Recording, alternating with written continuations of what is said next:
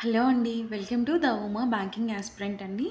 So, నేను last వీడియోలో చెప్పినట్టు ఈ వీడియోలో వచ్చేసరికి ఆహ్, మెయిన్స్‌కి జనరల్ అవేర్‌నెస్, కరెంట్ అఫైర్స్ ఎలా ప్రిపేర్ అవ్వాలి, అంటే క్వాంటిటేటివ్ యాప్టిట్యూడ్ ఎలా ప్రిపేర్ అవ్వాలి. సో, మనకి ఆల్రెడీ ఎస్‌బీఐ ప్రిలిమ్స్ అనేది అయిపోవటం జరిగింది. సో, వితిన్ 20 డేస్‌లో మనకి మెయిన్స్ ఎగ్జామ్ అనేది ఉంటది. సో, దానికి ఎలా ప్రిపేర్ అవ్వాలి అనేది నేను కంప్లీట్‌గా ఈ వీడియోలో చెప్తానండి. ఇది వచ్చేసరికి ఈ general awareness and quantitative aptitude వచ్చేసరికి ప్రతి ఎగ్జామ్‌కి బ్యాంకింగ్ ప్రతి ఎగ్జామ్‌కి కూడా ఇదే సిలబస్ ఉంటది. పెద్ద చేంజ్ ఏమి ఉండదు. కాకపోతే state bank of India exams అనేది ఐబీపీఎస్ పీఓ మెయిన్స్ కన్నా కొంచెం ఎక్కువగా కొంచెం టఫ్‌గా ఉంటది. సో, మనం state bank of India mains ఎగ్జామినేషన్‌ని ఐబీపీఎస్ పీఓ కానీ, ఐబీపీఎస్ క్లర్కల్ మెయిన్స్‌తో కానీ కంపేర్ చేయలేము. ఓకే. ఐబీపీఎస్ క్లర్క్ మెయిన్స్ కన్నా ఎక్కువ ఉంటదా? ఐబీపీఎస్ పీఓ కన్నా కొంచెం స్టాండర్డ్ ఎక్కువ ఉంటే ఉండొచ్చు ఒక్కోసారి, లేకపోతే కొంచెం తక్కువ ఉండొచ్చు. ఓకే. అంటే బేస్డ్ ఆన్ ద ప్రయారిటీస్‌ని బట్టి ఉంటది, క్రైటీరియాస్‌ని బట్టి. సో, ప్రెజెంట్ ఇది నేను ఫస్ట్ జనరల్ అవేర్‌నెస్ గురించి ఎలా ప్రిపేర్ అవ్వాలి ఏంటి అనేది క్లియర్‌గా చెప్తాను. ఓకే. మనకి మాక్సిమం జనరల్ అవేర్‌నెస్ వచ్చేసరికి మనకి ఎగ్జామ్‌కి బిఫోర్ 6 మంత్స్ అనేది మనం గట్టిగా ప్రిపేర్ అవ్వాలండి. బిఫోర్ 6 మంత్స్ కంపల్సరీగా ప్రిపేర్ అవ్వాలి. అది current affairs, banking awareness and static GK కూడా మొత్తం ప్రిపేర్ అవ్వాలి. ఎవరైతే మామూలుగా ప్రిలిమ్స్ అండ్ మెయిన్స్‌కి ఒకేసారి స్టార్ట్ చేసి ప్రిపేర్ అవుతారో వాళ్ళేంటంటే ప్రిలిమ్స్‌కి నేను చెప్పేది వచ్చేసరికి ఇదొక 70% మీరు ఎఫెక్ట్ పెడితే, మెయిన్స్‌కి ఒక 30% ఎఫెక్ట్ బిఫోర్ నోటిఫికేషన్ నేను చెప్తుంది. నోటిఫికేషన్ రాకముందే మీరు ప్రిలిమ్స్‌కి 70%, మెయిన్స్‌కి 30%. ఎందుకు మెయిన్స్‌కి తగ్గమని చెప్తున్నాను అనేది కూడా నేను చెప్తాను.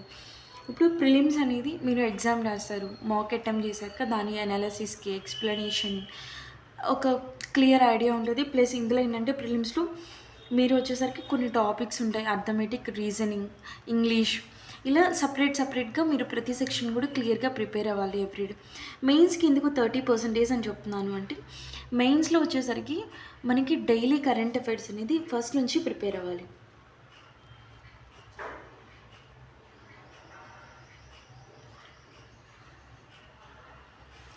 డైలీ కరెంట్ అఫైర్స్ కంపల్సరీగా ప్రిపేర్ అవ్వాలి. అండ్ నెక్స్ట్ వీక్లీ సెషన్స్ ఉంటాయి. వీక్లీ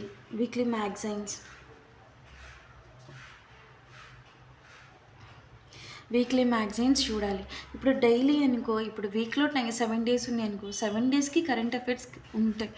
అవి ప్రిపేర్ అయిన కాక ఆ వీక్ మొత్తం ప్రిపేర్ అనేవి కూడా సాటర్డే గానీ, సండే గానీ మీ లీజర్ టైం చూసుకొని అవన్నీ కూడా ఒకసారి రివైజ్ చేయాలి. రివైజ్ చేయటం వల్ల ఏంటంటే కొంచెం ఏదైనా కన్‌ఫ్యూజన్ ఉందనుకో, ఆ కన్‌ఫ్యూజన్ అనేది పోతది. ఓకేనా? మనం క్లియర్ చేసుకోగలం. ఓకే. అప్పుడేందంటే మనం మంత్లీ కరెంట్ అఫైర్స్‌ని 1 టైమ్ అలా చదివితే సరిపోతది. ఈ 2 కంపల్సరీగా చేయాలి. ఇంకొకటి వచ్చేసరికి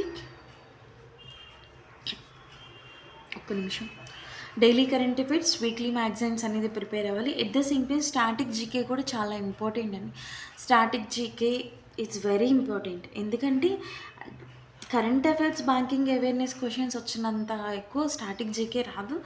కానీ మనం జాబ్ తెచ్చుకోవడానికి, జాబ్ పోవడానికి జస్ట్ 0.25 మార్క్స్ ఎనఫ్ కదా! చదివితే ఒక్క మార్క్ వచ్చినా గానీ, ఈవెన్ కట్ ఆఫ్ మీద ఒక్క మార్క్ ఎక్స్‌ట్రా వచ్చినా మనకి జాబ్ వస్తది కదా! సో, స్టాటిక్ జీకే కూడా చాలా ఇంపార్టెంట్. దాని మీద కూడా ఫోకస్ చేయండి.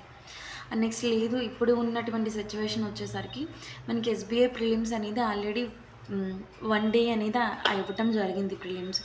సో, రిమైనింగ్ 3 డేస్ అనేది ఈ మంత్ ఎండింగ్‌కి జరుగుతున్నాయి. సో, ఇప్పటి నుంచి మనం మెయిన్స్‌కి ఎలా ప్రిపేర్ అవ్వాలి ఏంటి అనేది చెప్తాను. ఇక్కడ నుంచి current affairs at the same time మెయిన్స్‌కి ప్రిపేర్ అవ్వాలి అనుకున్నా అంటే ఎవరైతే 22nd గానీ, లేకపోతే నెక్స్ట్ జరగబోయే ఎగ్జామ్స్ రాసిన వాళ్ళు కానీ డెఫినెట్లీ ఈ వీడియో అనేది యూస్‌ఫుల్ అవుతుంది. So, current affairs most focus చేయండి. ఎందుకు ఫోకస్ చేయండి అంటే, లాస్ట్ టైం ఐబీపీఎస్ పీఓలో అడిగిన క్వెషన్స్‌లో maximum November 21, November 30th exam రాస్తే నవంబర్ 21 అండి. నవంబర్ 21 దగ్గర నుంచి బ్యాక్‌కి ఇవ్వడం జరిగింది. నవంబర్, ఆగస్ట్ ఇలా ఇచ్చారు. ఆగస్ట్, సెప్టెంబర్, నవంబర్ ఈ 3 కూడా కరెంట్ అఫైర్స్ అనేది ఎక్కువ రావటం జరిగింది. ప్లస్ 16 మార్క్స్ అనేది ఇవ్వటం జరిగింది. సో, బ్యాంకింగ్ అవేర్‌నెస్ కూడా డెఫినెట్లీ ఇస్తారు. ప్లస్ ఆర్ మైనస్ 10 క్వెషన్స్ అనేది ఇవ్వటం జరుగుతుంది. ఇప్పుడు బ్యాంకింగ్ కరెంట్ అఫైర్స్ అంటే నార్మల్‌గా ప్రిపేర్ అవుతాం. పిఎన్బిలో కానీ, లేకపోతే హిందూ ఎడిటోరియల్స్‌లో కానీ ఏదో ఒకటి ఫాలో అవ్వండి. ఒక న్యూస్ పేపర్ అనేది క్లియర్‌గా చదవండి. సో, దానివల్ల ఏందంటే మనం కొంచెం ఎక్కువ నాలెడ్జ్ అనేది గెయిన్ చేయగలం. ఇంకొకటి వచ్చేసరికి ఎంసీక్యూస్ ఉంటాయి. వన్ లైనర్స్ అవి ఎప్పుడో పోయాయి. సో, అలాంటివనేది మీరు అసలు ప్రిఫర్ చేయొద్దు. ఎందుకంటే ఇప్పుడు ఆ ఎంసీక్యూ సపోజ్ ఇప్పుడు reserve Bank of India RBI data mobile app అనేది హ్మ్, రి రిలీజ్ చేయటం జరిగింది. ఎందుకు రిలీజ్ చేయటం జరిగింది? మైక్రో ఎకనామిక్స్‌ని, ఫైనాన్షియల్ స్టాటిస్టిక్స్‌కి, ఇండియన్ ఎకానమీకి రిలేటెడ్‌గా ఈ ఆర్‌బీఐ డేటా మొబైల్ యాప్ అనేది రిలీజ్ చేయడం జరిగింది.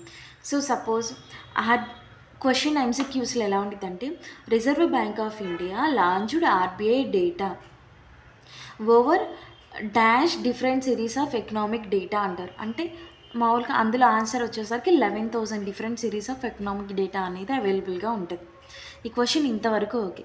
కానీ ఇందులో పాపులర్ రిపోర్ట్స్ ఒకటి ఉంటది. సెర్చ్ ఆప్షన్ ఉంటుంది. బ్యాంకింగ్ అవుట్‌లెట్ ఉంటది. బ్యాంకింగ్ అవుట్‌లెట్ అంటే ఏంది? ఆర్ ఇప్పుడు ఇది క్లియర్ ఇదంటే ఎంసీక్యూ. ఒకటి 11,000 different series of economic data అవైలబుల్‌గా ఉంటదనేది ఒక ఎంసీక్యూ. One liner question. కానీ ఇప్పుడు ఆర్‌బీఐ డేటా మొబైల్ యాప్ అనేది ఎట్లుంటది? నేను చెప్తా. ఎట్లా చదవాలి అనేది నేను చెప్తాను.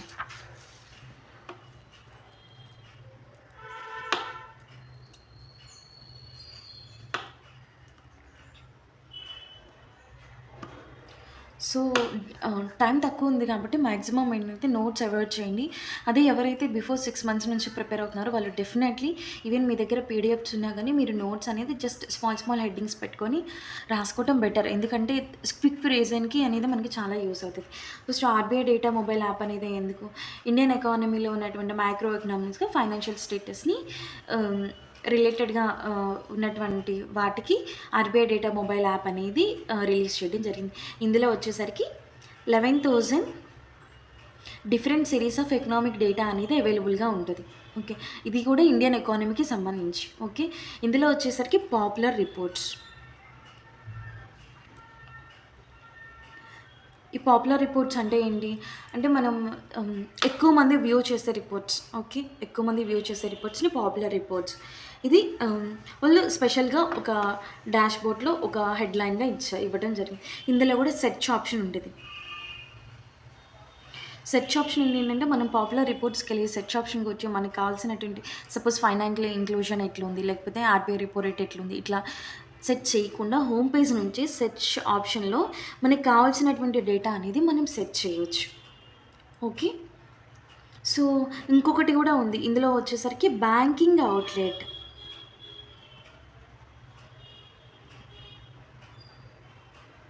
ఇది కూడా ఇంపార్టెంట్.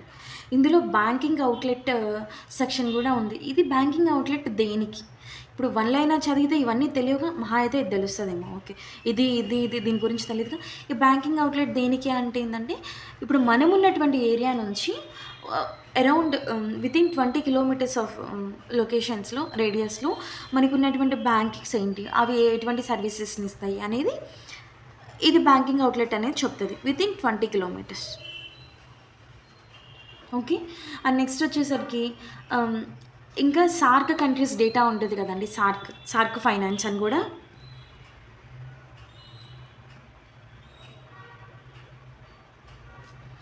సార్క్ కంట్రీస్ డేటా అనేది కూడా మనము ఈ యాప్ ద్వారా మనం అనేది చూడొచ్చు. మనం ఇంకేదైనా ఇన్ఫర్మేషన్ ఎక్స్‌ట్రా తెలుసుకోవాలంటే సార్క్ ఫైనాన్స్ అని ఒక పోర్టల్ ఉంటుంది. దాని ద్వారా మనం తెలుసుకోవచ్చు. సార్క్ కంట్రీస్ అంటే ఏందండి? సార్క్ అంటే నేను పెట్టుకున్నది సార్క్ అంటే నాకు గుర్తుండేది ఐబీపీఎస్, ఏఎంబీఎన్ అని పెట్టుకున్నాను.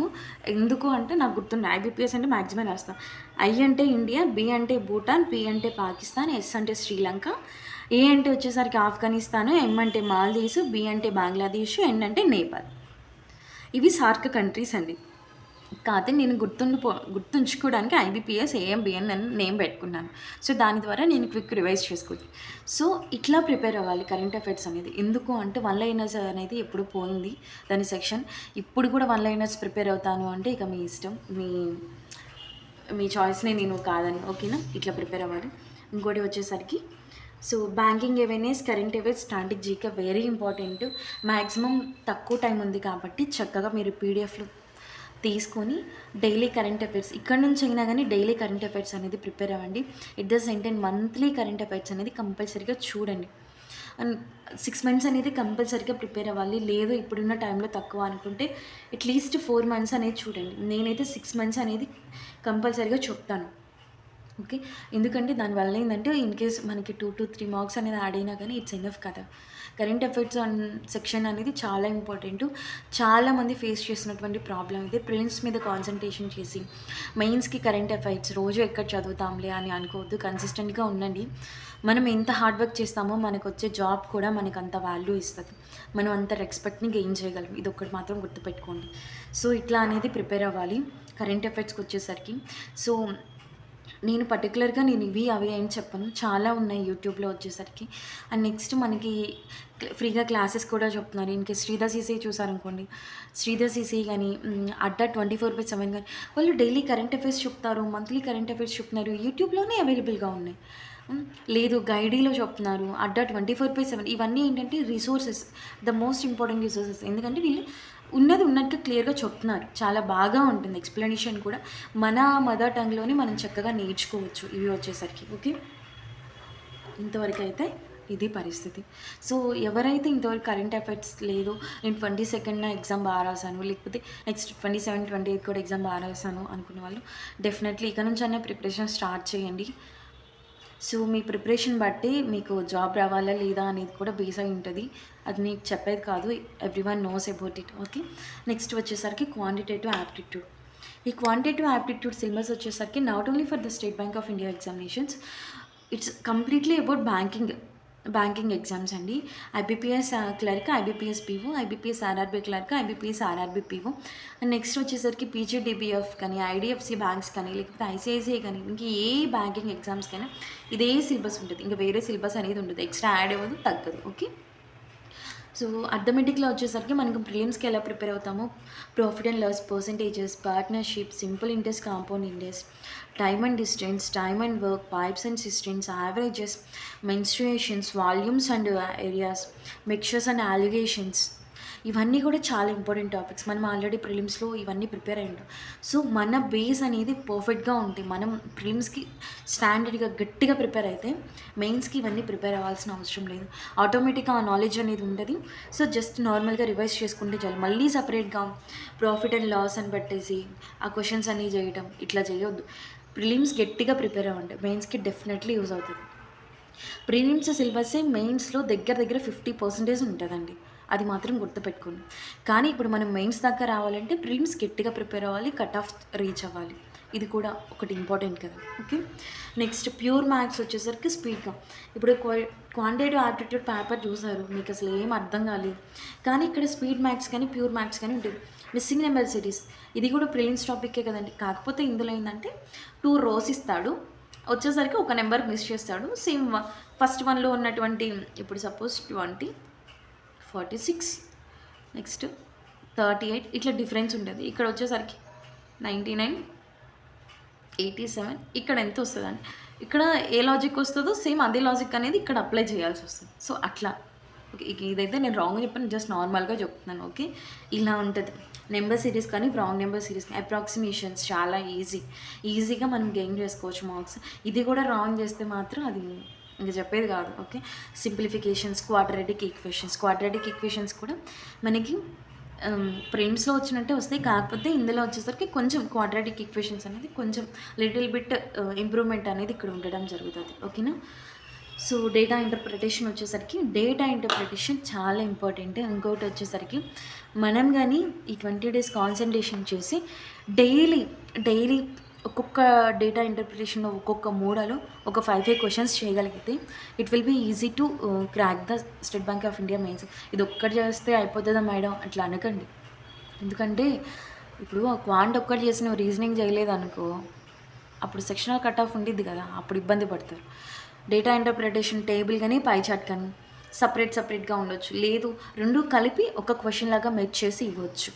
ఓకే, నెక్స్ట్ రేడార్ గ్రాఫ్ ఇస్తారు. నెక్స్ట్ లైన్ గ్రాఫ్ అనేది డబుల్ లైన్ గ్రాఫ్ ఇవ్వచ్చు, సింగిల్ లైన్ గ్రాఫ్ అనేది ఇవ్వచ్చు. ఇది మెయిన్స్ ఎగ్జామినేషన్, నాట్ ప్రిలిమ్స్ అండి. Data interpretation with missing numbers, ఒక టేబుల్ ఇచ్చేసి బాయ్స్ అండ్ గర్ల్స్ ఇచ్చి బాయ్స్ గర్ల్స్ ఇచ్చేసరికి యావరేజ్ ఇచ్చేసరికి అండ్ నెక్స్ట్ వచ్చేసి బాయ్స్ సైన్స్ ఎంతమంది, గర్ల్స్ సైన్స్ ఎంతమంది ఇచ్చి, ఇక్కడ ఏమో బాయ్స్ వచ్చేసరికి 92 ఇచ్చారు, యావరేజ్ వచ్చేసరికి ఇక్కడ యావరేజ్ నెంబర్ ఇస్తారు 320 ఎంతో. సో ఇక్కడ గర్ల్స్ ఇవ్వరు, ఈ రెండు ఇస్తారు. అప్పుడు ఎట్లా తెలుసుకోవాలి అంటే ఇప్పుడు 320 ఎంత ఉండేది కదా, 320 మైనస్ 30 అంటే 320 అనేది యావరేజ్ కదా, అప్పుడు 640 మైనస్ 300 అంటే ఎంత, 340. అప్పుడు గర్ల్స్ ఎంతమంది ఉంటారు, 340 మెంబర్స్ ఉంటారు. అట్లా ఇస్తారు. Data information with missing numbers, double pie chart అనేది ఇవ్వచ్చు. ఇవి మోడల్స్, నేను క్వశ్చన్స్ చెప్పట్లేదు, మోడల్స్. కేస్లెట్ వచ్చేసరికి data based questions, Venn diagrams కానీ లేకపోతే కేస్లెట్ డిఫరెంట్ టైప్స్, ఒకవేళ టేబుల్ ఇచ్చేసి దాని కింద మ్యాటర్ ఇచ్చేసి అందులో మిస్సింగ్ నెంబర్స్ ఇవ్వటం ఇట్లా అనేది ఉంటుంది. సో ఎవరైతే ప్రతి బ్యాంకింగ్ మెయిన్స్కి ఎగ్జామ్స్కి ప్రిపేర్ అవ్వాలి అనుకుంటున్నారు, డెఫినెట్లీ నేను ఫాలో అయ్యే టిప్స్ వచ్చేసరికి నేను ఒక 3 టిప్స్ అనేది ఫాలో అవుతానండి. పర్టికులర్గా 3 టిప్సే అండి, ఎక్కువ కూడా కాదు. ఇప్పుడు State bank of India notification November కానీ జనవరి కానీ వస్తుంది, అవును కదా. సో దానికి ముందు 6 మంత్స్ నుంచి నువ్వు కరెంట్ అఫైర్స్ అనేది, ఇప్పుడు State bank of India clerk exam crack చేయడం నీకు చాలా ఇంపార్టెంట్ అనుకున్నాను అనుకో, బిఫోర్ 6 మంత్స్ నుంచి కరెంట్ అఫైర్స్ గట్టిగా ప్రిపేర్. సెకండ్ వన్ వచ్చేసరికి డైలీ కరెంట్ అఫైర్స్ ప్రిపేర్ అవ్వు. అండ్ నెక్స్ట్ థర్డ్ వన్ వచ్చేసరికి రీడింగ్ కాంప్రహెన్షన్స్.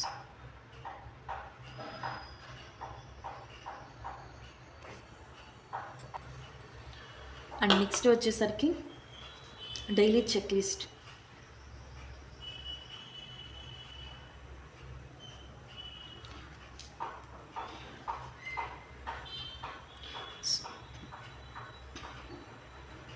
Mock exams.